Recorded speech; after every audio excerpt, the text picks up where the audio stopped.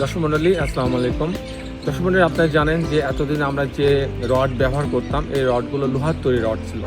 আপনারা শুনে খুশি হবেন যে ইতিমধ্যে বাজারে প্লাস্টিকের তৈরি রড আসছে। যে রডগুলো প্লাস্টিক এবং গ্লাস ফাইবারের যে সংমিশ্রণে তৈরি করা হচ্ছে, এই রডগুলো ওজনে অনেক কম, অনেক সাশ্রয়ী হবে এবং সবচেয়ে বড় ব্যাপার, ওজনে কম হওয়ার কারণে বিল্ডিংয়ের পুরো লোড অনেক কমে যাবে, যার ফলে বিল্ডিংয়ের খরচও অনেক কমে যাবে। এবং সবচেয়ে বড় ব্যাপার, যে কোনো পরিবেশে যে কোনো অবস্থাতে এই রডে কোনো সময় কোনো মরিচা ধরবে না।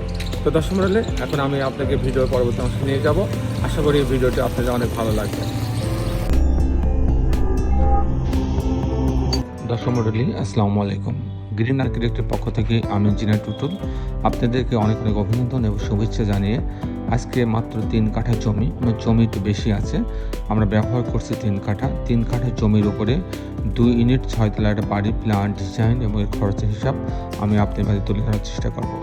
দর্শক বন্ধু, আমি একটু আগে যে কথা বলছিলাম যে প্রতিনিয়ত প্রযুক্তি চেঞ্জ হচ্ছে, নতুন নতুন প্রযুক্তি আসছে, সেগুলোর প্রতি খেয়াল রেখে, সেগুলোর প্রতি লক্ষ্য রেখে আমাদের ডিজাইনগুলো আমাদের আর্কিটেক্টরা, আমাদের সিভিল ইঞ্জিনিয়াররা করে দিয়ে থাকে। যেমন আমাদের এখন বাংলাদেশে ভূমিকম্প প্রবণ এলাকা হিসাবে চিহ্নিত হয়েছে। প্রত্যেকটা এলাকাতে বাড়ি করার জন্য আগে আমরা যে সেকশনগুলো দিতাম রডের কিংবা কনক্রিটের, কলামের, বিমের, এখন কিন্তু অনেক বেশি করে দেওয়া লাগছে। বেশি মানে যে বেশি না, আমাদের সরকারের যে আমাদের বাংলাদেশ বিল্ডিং কোড আছে, বিল্ডিং কোডের যে নিয়ম আছে, সেই নিয়ম মেপে আমাদের কিন্তু দেওয়া লাগছে। আগে অনেকে কিন্তু অনেক কম রড ব্যবহার করে, অনেক ছোট সেকশন ব্যবহার করে কিন্তু ডিজাইনগুলো করতো। কিন্তু যে বিল্ডিংগুলো হয়ে গেছে, সেই বিল্ডিংগুলো কিন্তু তখন কিন্তু তারা আমাদেরকে বলতেন যে আপনাদের রড বেশি লাগে, আপনারা রড বেশি দেন। কিন্তু এখন তারা বুঝতে পারছে যে রড বেশি দেওয়াতে হয়তো 2টা রড বেশি গেছে, তার ফলে তার বাড়িটা কিন্তু সেভ হয়েছে। ভূমিকম্প হইলেও তার কোনো চিন্তা থাকছে না। কিন্তু যারা এই ধরনের ক্যালকুলেশন করে বাংলাদেশ বিল্ডিং কোড অনুসরণ না করে ডিজাইনগুলো করছে, তাদের জন্য কিন্তু এখন অনেক বড় ঝুঁকিপূর্ণ হয়ে গেছে। তো দর্শক মণ্ডলী, তাই আমাদের সবসময় আমাদের স্ট্রাকচারাল ডিজাইনার যারা করে, তারা সবসময় নতুন প্রযুক্তির সাথে তাল মিলায় ডিজাইনগুলো করে দিয়ে থাকে। তো দর্শক মণ্ডলী, আমি ইঞ্জিনিয়ার টুটুল আছি আপনার সঙ্গে। আমি কিছুক্ষণের মধ্যে এই বাড়ির আর্কিটেকচারাল ড্রয়িং আপনি নিয়ে যাব। তারপর এই ধরনের বাড়ি নির্মাণ করতে কেমন টাকা খরচ হয় তার একটা হিসাব আমি আপনাদের তুলে ধরার চেষ্টা করবো। তো দর্শক, আসুন আর্কিটেকচারাল ড্রয়িংটা আমরা উপভোগ করি।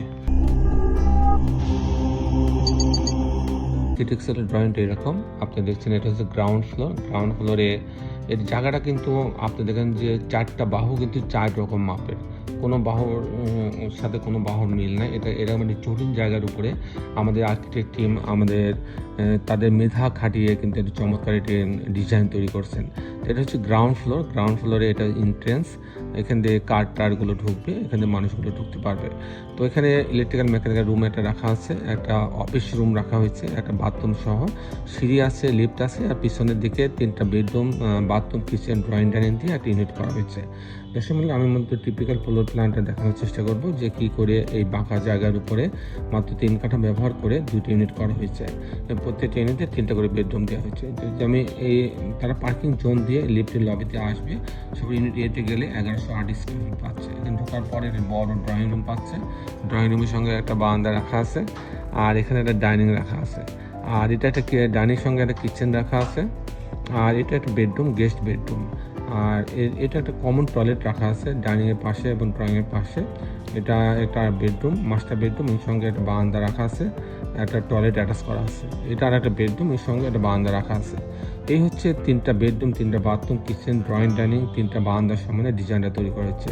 যদি আমি ইউনিট বিতে যাই, ইউনিট বি ঠিক একই রকম ডিজাইন ভাবে সাজানো হচ্ছে বলে আমি এটা দেখাচ্ছি না।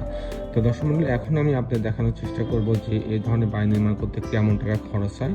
3 কাঠা জমিতে 2 ইউনিট 6 তলা বাড়ি নির্মাণ করতে কেমন টাকা খরচ হয় তার একটা হিসাব আমি আপনাদের দেওয়ার চেষ্টা করব। তো দর্শক, এরকম বাড়ি যদি আমি করতে চাই, আমার প্রথম যে খরচটা আসবে সেটা হচ্ছে ফাউন্ডেশন খরচ। 1200 টাকা স্কোয়ার ফিট খরচ হবে যদি পাইলিং না লাগে। আর কাস্টিং খরচ এর পরে আসবে। কাস্টিং খরচ বলতে বিম, কলাম, ছাদ, প্রতিতলা বিম, কলাম, ছাদ আমি যদি ফ্রেম স্ট্রাকচার করি তাহলে 650 টাকা থেকে 700 টাকা স্কোয়ার ফিট খরচ হবে। আর এরকম একটা বাড়ি আমি যদি ফাউন্ডেশন সহ, লিফট সহ, কাস্টিং সহ, জানলা, দরজা, রেলিং, গ্রিল সব সহ যদি আমি কমপ্লিট করতে চাই, সেক্ষেত্রে আমার 2200 টাকা স্কোয়ার ফিট খরচ হবে। যদি পাইলিং লাগছে না, সেক্ষেত্রে 2,70,00,000 টাকা হলে এরকম একটা বাড়ি করা সম্ভব। দর্শক মণ্ডলী, এই ছিল মোটামুটি আজকে আমার উপস্থাপনা। আপনি যারা দেশে এবং দেশের বাইরে আমার এই ভিডিওটি দেখলেন, সবাইকে আমি আমার প্রতিষ্ঠান গ্রিন আর্কিটেক্টের পক্ষ থেকে অনেক অনেক অভিনন্দন এবং ধন্যবাদ জানাচ্ছি। দর্শক মণ্ডলী, শেষের বেলা একটি কথা, আসুন আমরা সবাই আমাদের এই সুন্দর পৃথিবীটাকে সুন্দর রাখার জন্য অন্তত একটি করে গাছ লাগাই। সবাই ভালো থাকবেন।